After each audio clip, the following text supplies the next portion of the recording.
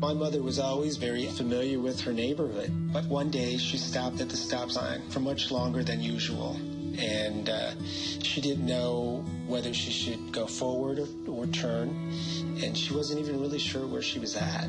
It was very unsettling for her. I felt so much better after my son told me, "Mom, I don't want you to worry or be afraid. I'll be there for you, and we'll figure it out." Coming up next on News Channel 21, Fox at 4. Oregon is lifting its mask mandate for indoor spaces in schools nearly 2 weeks earlier than previously stated. We get some reactions from Central Oregonians coming up. Watch News Channel 21 Fox at 4. Patience. Pass it on.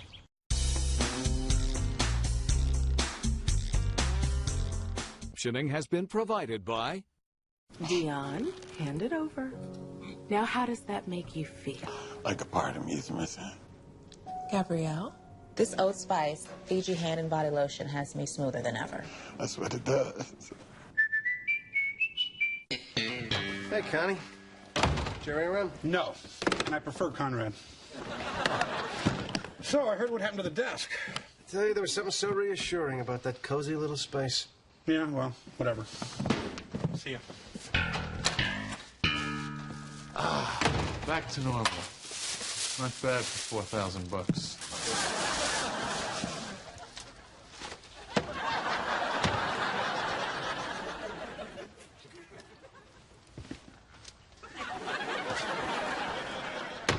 Can't believe I got the low fat.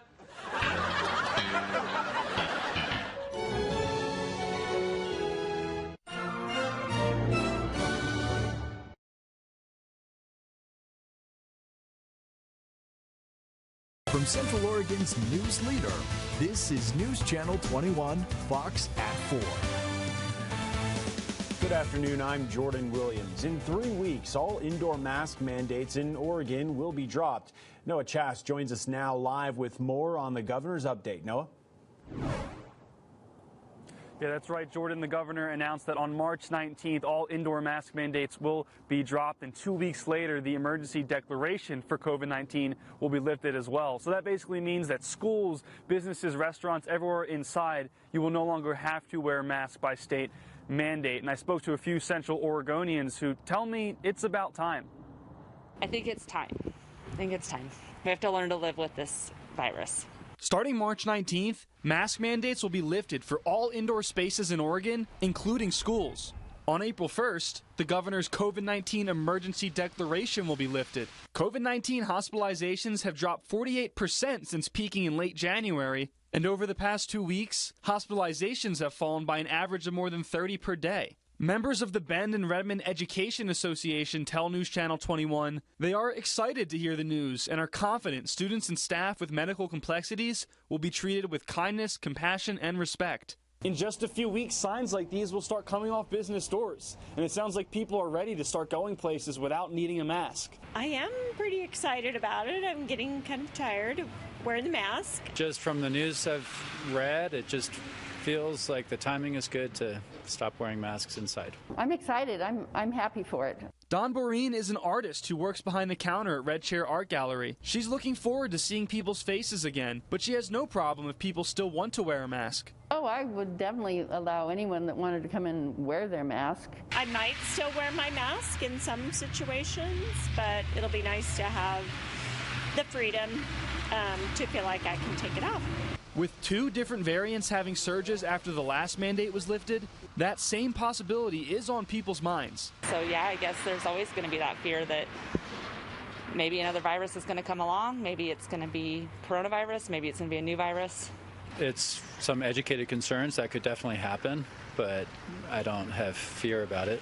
I kind of refuse to live in a fear-based thing. I'm not worried one iota about it, really. Boreen thinks after March 19th, it should stay an individual choice. I think it's everybody's choice, you know. And if they want to keep wearing it, good. But I don't have to think like they think, or they don't have to think like I think. So whatever's best for each person, let them do it. The Redmond School District was planning on making masks optional on March 2nd, but now with the mandate dropping just a few weeks later, they're going to take some time to reconsider. Live in Bend, Noah Chast, News Channel 21. Tonight, we're asking if you think there will be situations when you will still wear a mask after the mandate is lifted. To weigh in, head over to our web poll on the KTVZ.com homepage. You'll find it under the News tab. Oregon has 856 new COVID-19 cases and 59 new deaths. Deschutes County has 37 new cases and 1 new death. Crook County has 7 new cases and 3 deaths. And Jefferson County has 10 new cases and 1 death. Bend police today released the name of the man found dead next to Dutch Bros on Southwest Century Drive early yesterday morning. They believe alcohol and cold temperatures contributed to the death of 59-year-old Jeffrey Knievel. Court records show he had an address in Southwest Bend and had recently lost his driver's license permanently due to multiple driving under the influence convictions. The homeless camp near Division Street and Highway 20 in Bend was cleared today. It was a joint operation between ODOT and the irrigation districts that own the property in the area. ODOT says it needs to keep right-of-way areas clear for emergency access, and the irrigation districts had their own concerns about camps on their property. Shepherd's House was on scene to offer aid to the people being evicted. News Channel 21 asked ODOT about the timing of this camp clearing during winter weather. So we did have plans to do this on Monday, but because of the colder temperatures at the beginning of the week, we did postpone this so that we could do it on an average winter day instead of one of the colder temperatures. People staying in the camp did receive notice of eviction on February 11th. Items removed from these camps will be temporarily stored by ODOT so that they can be claimed later. In about 2 weeks, ODOT plans to clear out the camp near the Sisters Overpass off Highway 97.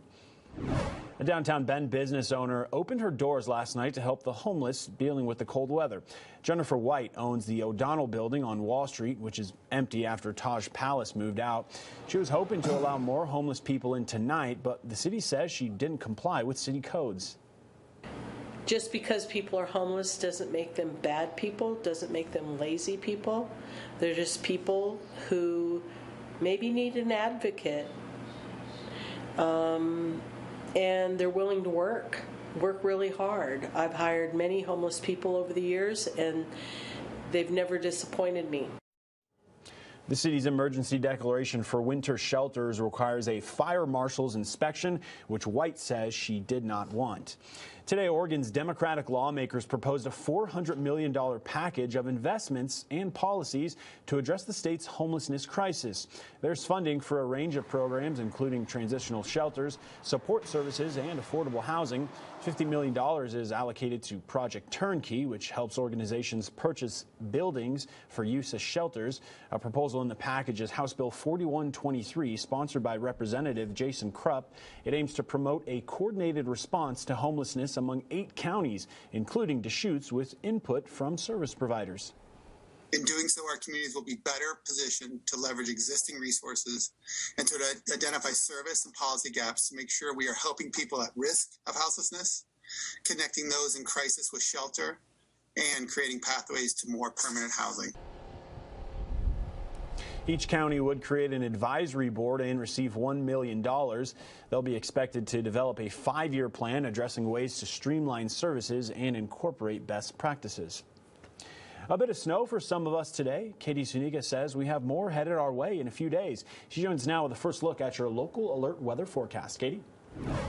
Jordan, we saw trace amounts along the Cascades. Just one ski resort was able to report anything that was measurable. Now we're starting to see a bit of sun, a little clearing, some skiers up there enjoying the day as we had that snow falling. Here's a look off that Bend Airport camera. And guess what? Once this clears, which it should by the time we get through tomorrow and Saturday, we have warmer temperatures, but as Jordan just mentioned, more showers are on the way. Here's a look at our satellite radar image. Not seeing anything actively falling at the moment, mostly just the clouds that are moving around in our atmosphere, specifically those upper levels. We have seen that northerly flow. That's what's brought in the clouds. That's what brought in some of those snow showers this morning. It's also going to move out, and what's coming brings us the warmer temperatures that I believe some of us have been very much looking forward to.